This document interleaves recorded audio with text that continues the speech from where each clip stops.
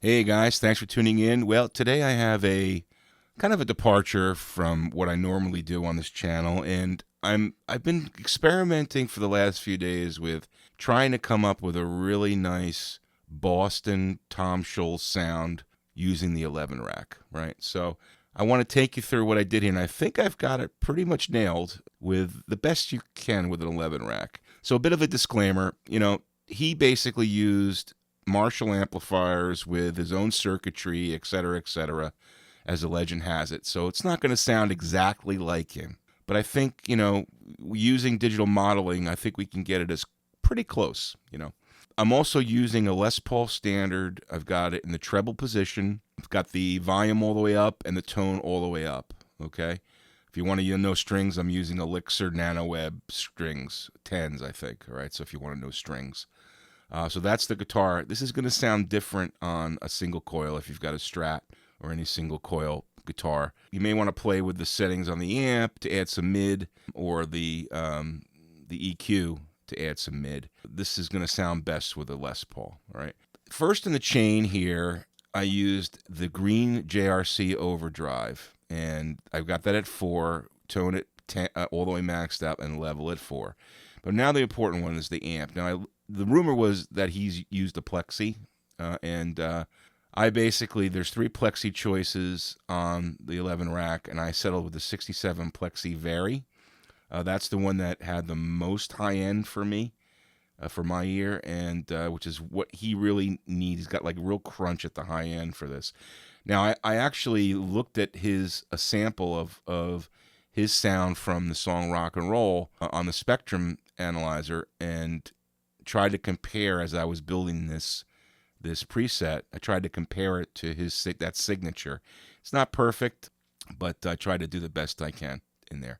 Anyway, so you settle on the 67 plexi Vary with the 4x12 green 20-watt cab. That's the one that sounded, I thought, the best. Presence at 0, bass at like almost just below 1, mid just below 1, treble is pinned at 10, and high gain and normal volumes are both at 10.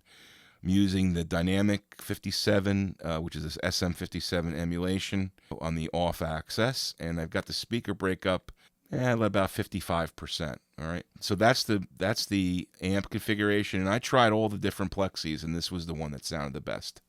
I didn't try every single amp model in the 11 rack, but because I figured let's stick with the plexi, and that's what I did. So now the next important one is the EQ, and I've got that post the amp. If I had more bands to play with, I only have 5 bands to play with, and I couldn't use the other parametric as well because I needed the other FX channel for the compression. But anyway, so this is what I settled on. I kind of he has 100 hertz knockdown. It's not a complete cutoff of bass, but it's definitely a flat line from 100 hertz to 20. It's pretty much a flat line. So anyway, so I knocked that off a little bit, and you can see here the other changes that I made to the EQ to sort of get that sound. Again, if you're using a single coil, you might want to, I got the mids boosted up pretty well here, but you might want to boost them up a little bit more using the amp cab. So then I used the Dynamic 3 compressor, and these are the settings. Hit the pause if you want to just change your compressor to these settings. And then the last thing in the chain is modulation. Now, if you're going to record this, I would say keep it off and record left and right channel, because that's basically what he did for most of his rhythm parts. And for the lead parts, you'd want it panned in the center. But if you're playing live, I kind of use this as a stereo, use the chorus to get a stereo effect. And I'll play that for you in a second just so you can hear the difference. But again, if you're recording, I would just keep this off, record left and right channel, and have it at that. Although it does add a kind of nice modulation effect if you're recording as well. So it's whatever your choice. No delay, no reverb. That's it, man. So I'll play this for you in mono so you can hear what this sounds like, and then I'll turn this back on. So let's check this out.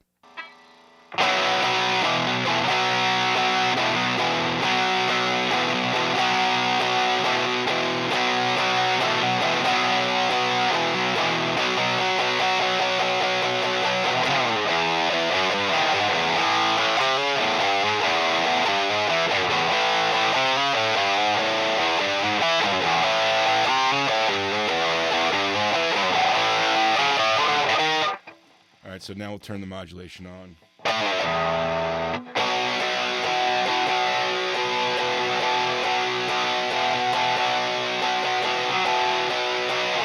You can hear out the separation.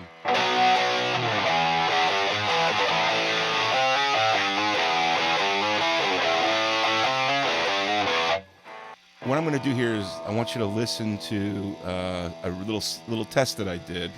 Turn this off so you don't hear the guitar.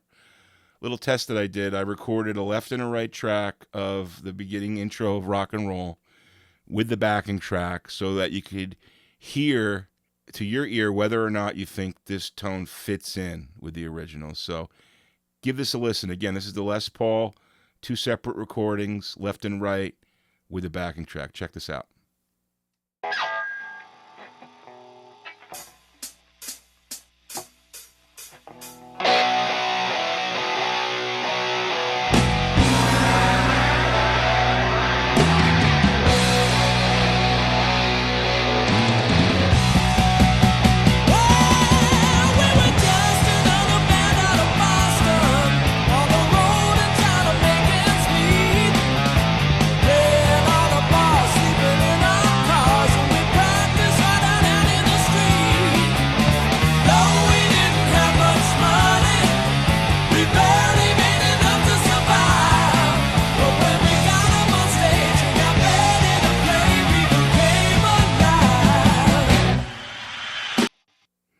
All right, so to my ear, that sounds pretty good. Maybe a little bit more high-end crunch, and I wasn't able to. He's got some boost at like 5K or 6K, which I wasn't able to do because I just didn't have the EQ to manipulate it in the 11 rack. But if you're recording this, you could probably do a post recording and jump back, basically boost up that 4 to 6K range, and it would probably give you more crunch in that end. I wanted to play this for you dry without any EQ or anything, so you could hear it. But anyway, so that's my little experiment with trying to perfect the Boston sound using the 11 rack. I call it Beantown. Feel free to use this preset. I hope this video was helpful. I really like playing with this 11 rack. It's a cool device. If you like this, I'd be happy to, I'm really thinking about doing some more experimenting with, trying to nail famous players' tones. If you like this, hit the like button or comment, and I'll be happy to do another one. So thanks for watching. Hope this was helpful, and have a great day.